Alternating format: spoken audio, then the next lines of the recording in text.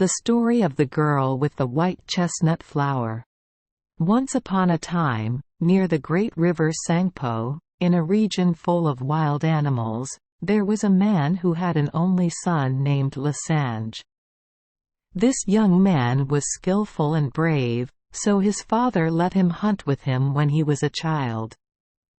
When he was 20 years old, he was as agile and enthusiastic as a tiger, as nimble as a deer. No one in the area is as good at archery as you. Because he was as slim as bamboo and his eyes were big and black, all the girls around the area noticed him, but Lisange didn't and #39 pay attention to any of them. One day, while walking along the riverbank, chewing a blade of grass, looking at the reeds bending gently with the wind, he suddenly saw a white heron flying over the water. "You are agile and quick. Arrows fly out." The heron let out a long cry, fell in the middle of the river, and the current swept it away before the boy could react. Lisange kept looking at the water that carried the bird away, feeling strangely sad. At that time a girl appeared across the river. She tied a white chestnut flower in her hair and carried a birch bark barrel in her hand. She leaned over to scoop water, smiled at the boy and sang, "And quat, you have black eyes. Happiness is waiting for you and quat." On this side of the river, Lisange heard the young woman and number 39's song very clearly. He adjusted the bowstring and boom. The arrow pierced the water tank. Water sprayed through the hole, and the girl tried to cover it with her finger but to no avail. She was angry at the rude boy and she shouted, "Can and number 39 you find something better to do? His father has 7 paws. If you know how to ride a horse, at least you can show off that you know how to do something." Then she carried the box back to the old road. Lisange watched until she disappeared into the grey mountains in the distance. That afternoon, when he returned home, he said to his father, "Father, please lend me your 7-hoofed horse. I want to ride a horse." "What are you going to do?" his father asked worriedly. "How do you know how to ride a horse? I never told you about that horse, and now you suddenly ask me to let you ride it." "I heard you have that horse," the son grumbled. "Everyone will mock you, will say you are afraid of it. If Dad rides it, you can ride it too. Do you really think I can and number 39 ride?" I know," the father said worriedly. "But riding that horse is playing with your life. For many years now I have not dared to ride it anymore." Father and son argued for a long time until the father agreed. He sighed patiently and said, "Listen carefully. Do you see those distant mountains on the horizon? Keep going in that direction, and when you have passed 3 peaks and 3 valleys, you will reach the Golden Rock. Up above you will see a large barrel full of water, and the horse will probably be nearby. But if the bucket is empty, then you will meet the horse on the shore of the lagoon at the foot of the mountain. Above all, be careful. Dad, Don and number 39 worry, I will open my eyes." The son promised and immediately set out. He easily found the Golden Rock Mountain, then the big barrel up high. But the barrel was empty and the horse was not there. Lisange slowly walked down to the lake. Suddenly, the earth shook and a giant animal appeared around the bend. "And quat, this animal is not a horse but a monster, and quat," the boy whispered. The horse looked at him with 2 eyes as big as wheels. Its mane hair is like big ropes, reaching to the ground. It galloped quickly towards him. He just had time to get close to the cliff, and the horse passed by like a whirlwind. its mane sweeping away the gravel and stones on the road and its hooves hitting the road surface with sparks. And quat, it and number 39. Impossible to ride on its back like this, Lessange whispered angrily. But I and number 39 am not afraid of it, and quat. So he ran after the horse. But it swung its mane so violently that he had no way of getting close to it. He thought for a moment, then climbed a pine tree growing on the side of the road, and when the animal ran past the pine tree, he let himself fall onto its back and clutched its mane. The horse immediately reared up wildly, swung its mane like a whip, and stomped its hooves, but he kept holding on. Dusk had fallen when the horse calmed down. Its body trembled, but when Lessange patted its neck, it came forward, docile as a sheep. The people and horses reached the big Sangpo River just as the girl with the white chestnut flower filled a bucket of water on the other bank. Lessange drew his bow, squinted his eyes to aim carefully and whizzed. Once again the arrow punctured the bark barrel. The girl raised her head and saw the boy on the back of a giant horse. Riding a horse is not a matter of talent. She shouted across the river. 2,000 miles away there is another river, and there is the beautiful girl Bumo. She could be his betrothed. Many people have asked her, but Bumo waits for him. If you make it there, she will choose you. But can you get there? I doubt it. I only know how to shoot water barrels of girls. After saying that, she turned around and left very quickly. In an instant she was gone, as if swallowed by the green mountains. Lessange took the horse home, but nothing made him happy anymore. He suddenly told his father, "I will go find Bumo. Apparently she is 2,000 miles away, on the riverbank, and she will marry you." "What other crazy things are you thinking about?" His father clenched his fists and screamed. "Before me, many people tried to do that, and all of them returned disappointed. There is no way to get there, and everywhere is filled with dangers that make it easy to give up. It and number 39 is even more dangerous than subduing 3 horses like this. That and number 39 is why I want to go there so no one can make fun of me," he replied. He left the house and waited for his father to sleep. Only then did he prepare his luggage.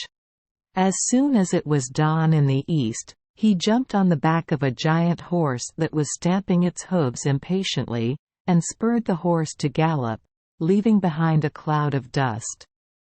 When his father woke up, the people and horses were gone. Lessange first went to the river where the strange girl had drawn water and swam across with her horse.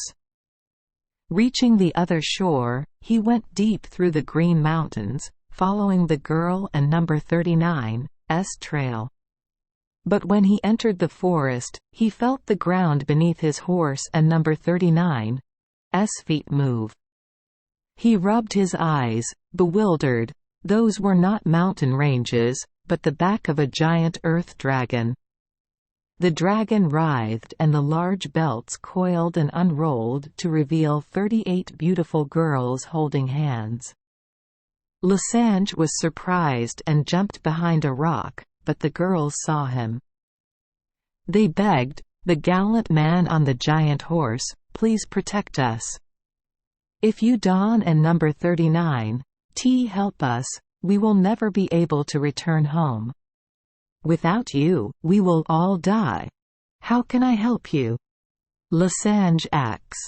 "No weapon can defeat a monster like this. I and number 39 try shooting it with an arrow, but surely it won and number 39 kill it?" The girls held their breath as they watched Lessange draw his bow, aim and release his arrow. Whoosh! The arrow stuck into the dragon and number 39's head. It writhed violently and a stream of black blood spurted out from the wound with such force that it hit the boy and number 39's chest. Lessange screamed loudly in pain, fell off the horse, and lost consciousness. The young women cried and moaned, but the youngest girl gently reassured them, "Go find water to save our benefactor. Hurry up, sisters." As for herself, she bent down over the dragon and number 39's head, pulled out from the hideous creature and number 39's forehead a glowing pearl and placed it on the boy and number 39's chest.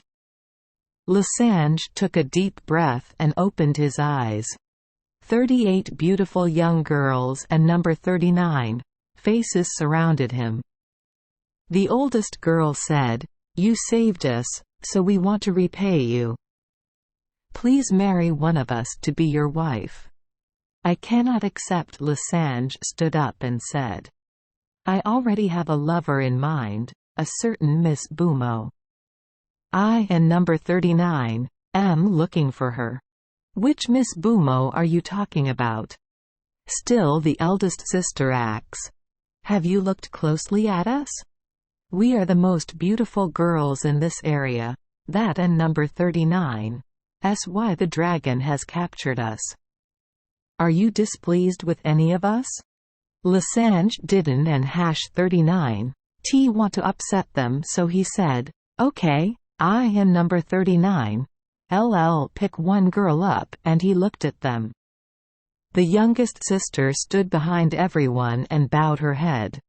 That was the girl who pulled out the pearl from the dragon and number 39's head. Suddenly Lessange felt reminded of someone. "I will take this girl with me," he decided. "This is our youngest sister and also the most beautiful girl," the eldest sister said, smiling. "Come on, kids, let and number 39's prepare a gift to give him the way." They used clay to paint the pearl, mold it into the shape of a horse, and use the giant horse and number 39's mane hair to make its tail and mane. The cool breeze blew gently, and the toy horse grew as fast as the wind, and soon had a normal stature and life. That and number 39's a very beautiful horse. "This is a magic horse," the girls said. "It ran as well as his horse." Then they took leave of each other, and Lessange set out again, accompanied by the youngest girl. However, there was one thought that always bothered him. Occasionally he glanced at his companion, then suddenly asked, "Hey, do you often go to the river to draw water? I saw a girl from afar on the riverbank, she seemed like you."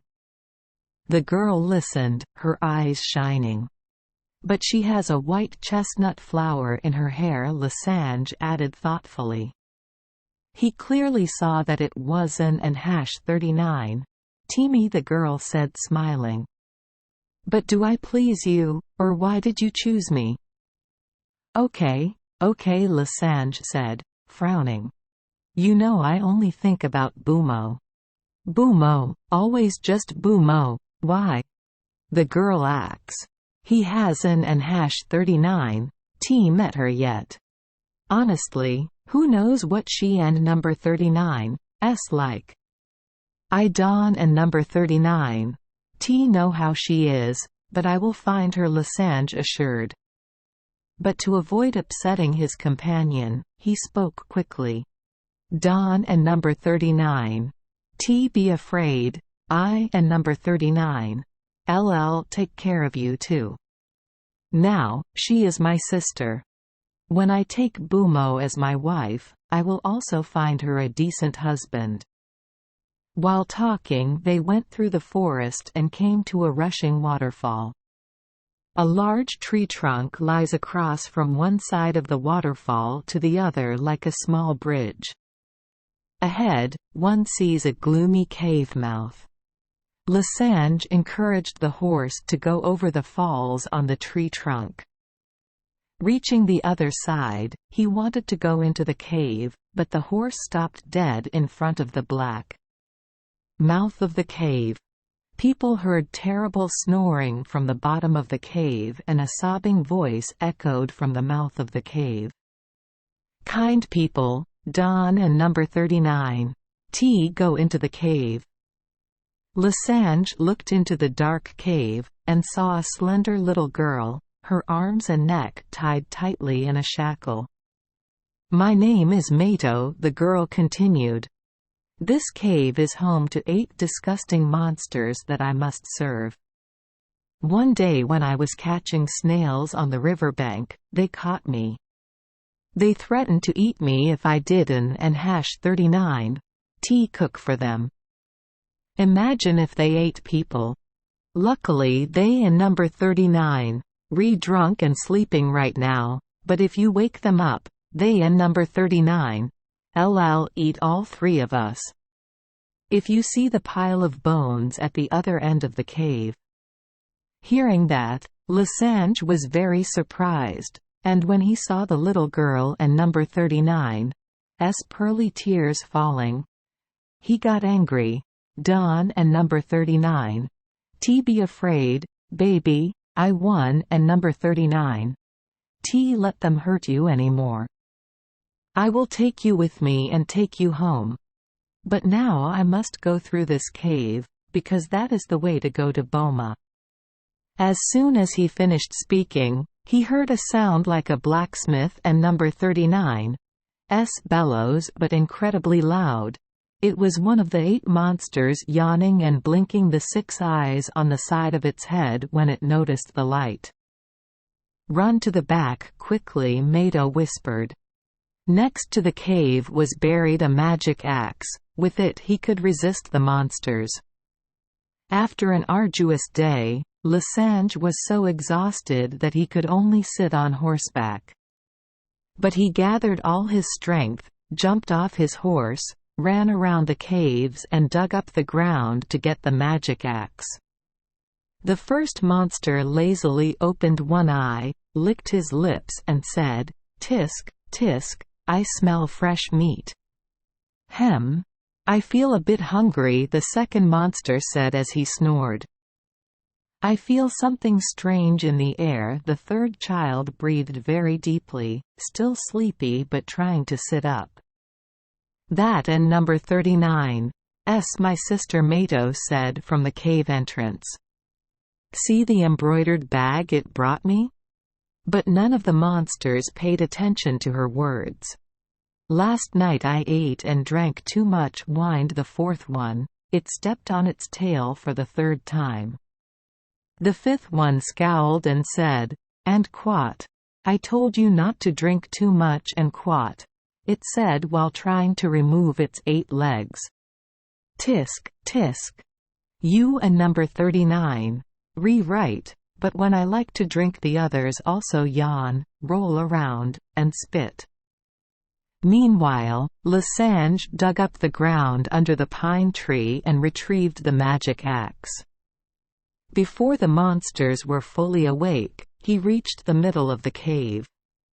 "Well, arbitrarily forcing people to eat meat, huh?" he shouted. "I will chop you guys up for this crime." The monsters stared at him, wondering where he came from. They roared wildly, but Lessange did not give them time to regain consciousness. Stabbing and slashing in just a moment, he cut the 7 monsters into 2 pieces. "It and number 39's done." Lessange breathed a sigh of relief. Rejoice too soon. Suddenly he felt a foul smell on his back. "And quat. Watch. And quat." Both girls cried out loudly, and the first girl ran quickly to the fire to get a burning branch. The boy felt claws tighten around his neck, and he suffocated. He let go of the magic axe. "And quat. That and number 39's the 8th one," he said silently. "Just now I had the feeling that not all 8 were there. And quat. The girl realized that Lessange could not free herself from the monster and number 39's legs, so she did not hesitate to hit the burning firewood hard on its back. And quat. Ah! Dot. And quat. The monster screamed and let go of its prey. The boy immediately took advantage of that moment to jump forward, pick up the axe and cleave the enemy and number 39's skull in half before he could notice. So we Don and number 39's anyone anything. Lessange declared with satisfaction. I hope that difficulties of this kind will not arise along the way. She has really helped me, my dear. Now we must give this little girl her freedom back. So he used an axe to break Mato and number 39's shackle. The girl warmly thanked him, her eyes filled with tears. She gave him a small brocade bag with beautiful embroidery. There were many medicinal plants in her bag. She smiled mysteriously. Who knows, maybe one day they will be useful to you. Lessange put the bag on his belt and said, Thank you. But what do you think about her now? How did she return home? The first girl said, If you Don and number 39's object, I can take her back to her parents. Let and number 39's see, I can borrow your big horse. It can carry the two of us easily. Meanwhile you will ride my magic horse. You just go ahead. Once I and number 39's they brought her home, I and number 39's quickly catch up with you. Agreed, Lessange said. I and number 39's always go straight, and I and number 39's wait for you over there on the hill. Please observe the horse and number 39's footprints, and especially Don and number 39's delay. They said goodbye. Lessange rode the magic horse and set off. He deliberately walked slowly, and when he reached the top of the hill he got off his horse and waited for the girl. He sat on a rock, stayed there for a long time, looking into the distance to see her coming. But nothing appeared on the horizon. During the red period, clouds covered the sky, then suddenly a strong wind arose in the suffocating gloomy sky. Large raindrops began to fall and the wind became even stronger. Lessange was shocked to see the little horse become smaller and completely disappear in the wind. Only the pearl continues to sparkle on the ground. What can Lessange do?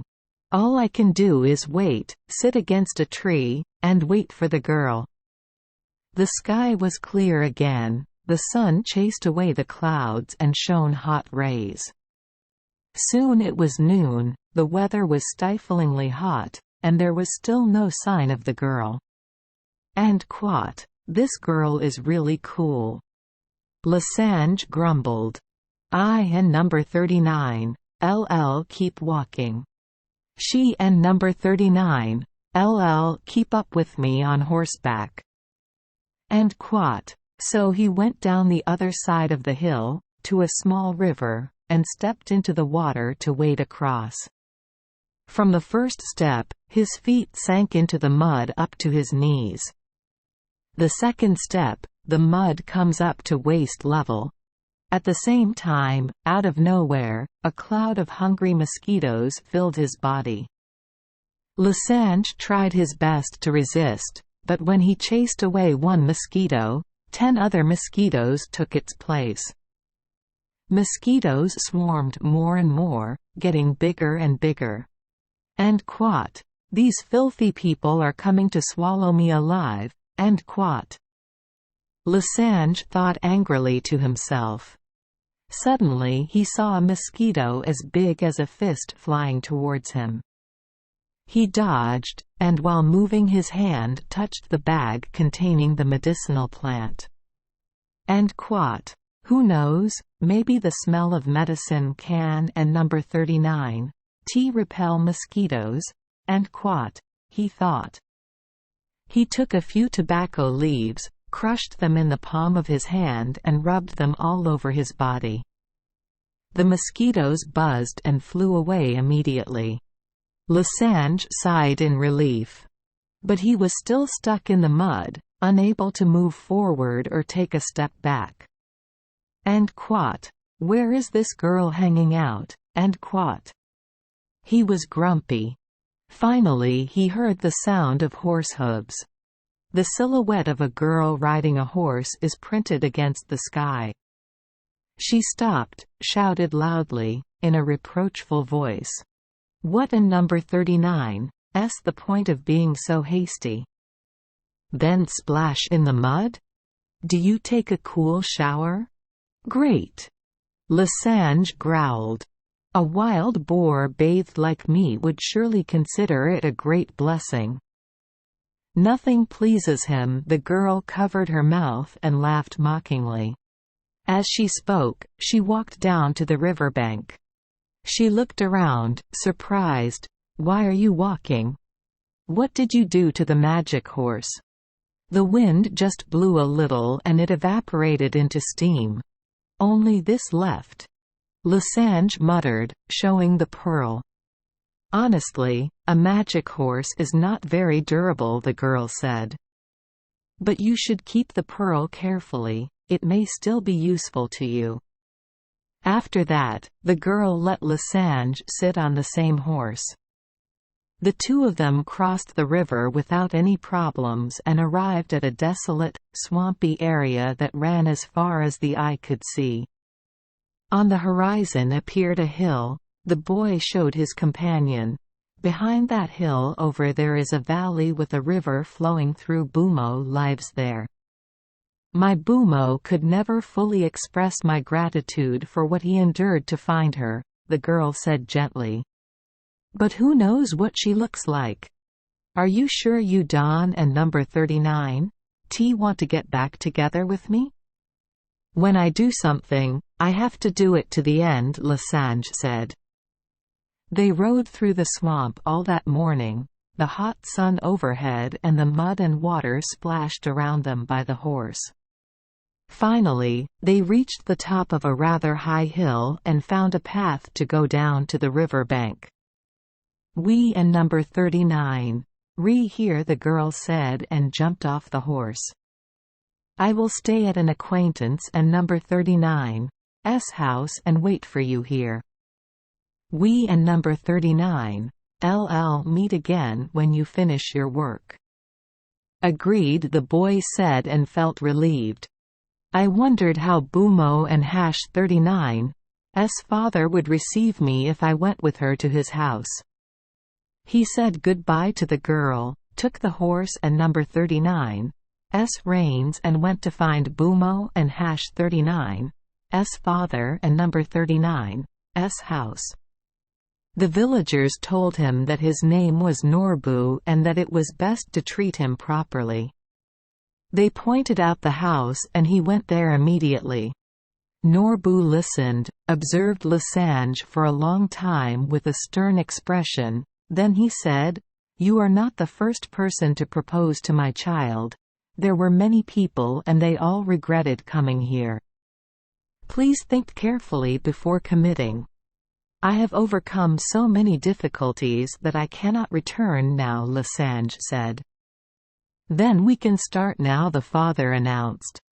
Who knows, maybe you and number 39 not suitable for my daughter. Then please invite her out here, Lessange said. I also want to meet you. That and number 39 it. We still have time, the old man muttered.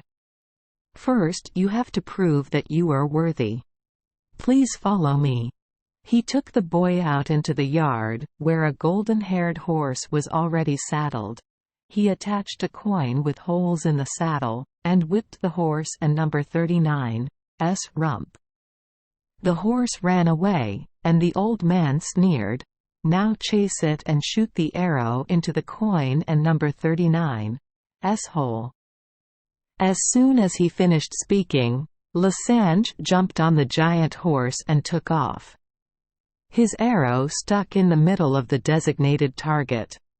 When the golden-haired horse turned around, Norbu saw the arrow stuck in the coin and number 39's hole. "It seems okay," he said with a gloomy face. "But it and number 39's already dark. Must put everything off for tomorrow. You will sleep at my house. This room is yours." Arriving at the door, he made room for the boy to enter. Lessange through the door and soldiers. His head hit a low beam just above the door. He was stunned, thinking to himself, "And Quat, her father must have intentionally placed the beam here and Quat," but said nothing. "Look, Can and number 39, you pay attention?" The old man sneered behind him. "You almost killed yourself at my house. Great, now good night." The old man closed the door and Lessange heard him chuckle softly. He saw dense darkness, tried to open his eyes but could N and #39 see anything. At that moment he remembered the pearl. He placed the gem on his palm and a milky white light spread throughout the room. Lessange saw an army of mosquitoes and venomous insects on the ground and on the walls. They buzzed and eagerly rushed to attack him. "And Quat, I already know this, and Quat," he silently despised. He immediately opened the small bag and waved a little medicinal plant in the air, rubbing as much as he could all over his body. Then he calmly lay down and fell asleep immediately. Early in the morning Norbu approached the door, gingerly put his ear to hear what was going on inside and was surprised to hear nothing. He cracked the door open to look through. Then he walked in. "How are you, little boy? Did you sleep well?" he asked mischievously. But soon he could N and #39 laugh anymore. When the door opened, light entered the room, and he saw Lessange lying comfortably while mosquitoes and other insects died like a thick carpet. Lessange woke up, sat on the bed, and said, "Thank you for worrying about me. I have never slept so well. I see that he cares a lot about his guests. Well, I also see it and number 39's because the homeowner is confused. I can only do so much. The important thing is that he is still healthy. Now the final job awaits him. This is the time to see if you really love my child." He left the room and his son followed. The two went to a remote place where a large number of people had gathered. Lessange suddenly stood still. In the crowd there was a circular fence. In the middle was a high platform, surrounded by firewood, and a young woman stood on it. The firewood was burning red, and everyone shouted, "Brave hero, you're Bumo. There she is. You have overcome all the hardships. Now step through this ring of fire and she is yours." At first the boy was motionless, staring blankly at Bumo. The girl stood with her head bowed, with a white chestnut flower in her hair. "And Quat, you are the girl who scooped water at the riverbank," Lessange told herself when she woke up. "It and number 39's really you, with white chestnut flowers in your hair." "And Quat," the girl raised her head and smiled. "Not," the boy shouted loudly. "You are the younger sister who came here with me, the girl I saved from the dragon and number 39's claws. Or am I wrong? Are you like both of them?" The girl took off the flower and threw it to Lessange. "I am Bumo, the person you have been looking for a long time," she said. But I was also the girl who drew water from the riverbank, and the person he protected from harm from the dragon. You were confused by this white chestnut flower. It prevented you from recognizing me." Lessange calmed down immediately. He took the magic hammer, knocked away the burning firewood to make way, and quickly carried the girl out of the fire. A true hero. Everyone cheered and admired. Norbu sighed in relief. "I must admit that my daughter could hardly find a better husband. You can marry her. Bumo, what do you want as dowry?" "Whatever you want, I and number 39. I'll give it to you." "Father, I have been preparing for a long time." Bumo smiled, looking for 2 bark barrels, each with an arrow stuck into the wall. Lessange smiled happily, looked into Bumo and #39's eyes, and said seriously, "Why do you let me suffer so much along the way, Bumo? Why didn't an #39 you say that when you were at my house, when you came to your village, you were the girl who drew water from the river? The girl with the magic horse?" Bumo gently replied, "I often heard about you before, and I want to know you well. Now that you know, have I satisfied you?" "Yes." Bumo blinked. "But being satisfied is enough. I need to know clearly who I am supposed to be my wife. And he is both handsome and generous, bold but also wise, enthusiastic but persistent. I have never met anyone like you." Lessange happily said, "You are both beautiful and intelligent. I believe I have found happiness." The giant horse behind them neighed loudly, its feet stomping on the ground. Lessange smiled and said, "You see, he also wants to return home. Come on, let and number 39's go." The girl said goodbye to her father and the villagers. Lessange let her sit on the horse in front of him. The horse and number 39's hooves hit the ground with sparks, and before anyone knew it, they had lost sight of the horizon. The way back was easy and they reached the banks of the Sangpo River without any trouble. The hunter clasped his hands and was happy to see his son return safe and sound, bringing with him a beautiful wife.